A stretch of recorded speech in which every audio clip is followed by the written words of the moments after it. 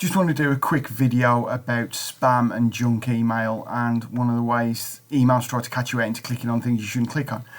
Because we've got Office 365, you'll notice this message is coming in. This message was identified as spam. So this was in my spam junk mail box, which is exactly where it should have been. But sometimes these things do get through, and there's a couple of little things here that kind of give you a warning if this was in your inbox of the fact that this is a dodgy email. So it kind of looks genuine at the start, but then you may think, oh, this is for UPS, but actually it's for USPS. And then a USDelivery.com, that just sounds a little bit odd.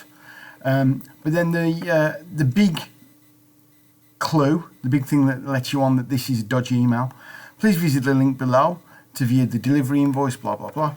First off, it's telling you to click on a link, which is always a bit dodgy.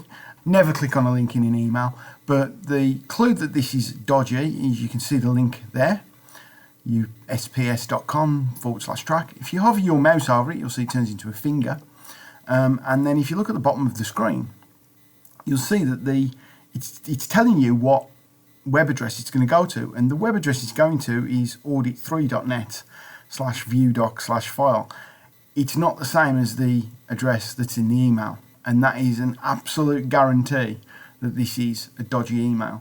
That doesn't mean that if the two addresses match that it's safe. What it does tell you is if the addresses don't match, it's definitely dodgy. As I say, you really shouldn't be clicking on links in emails.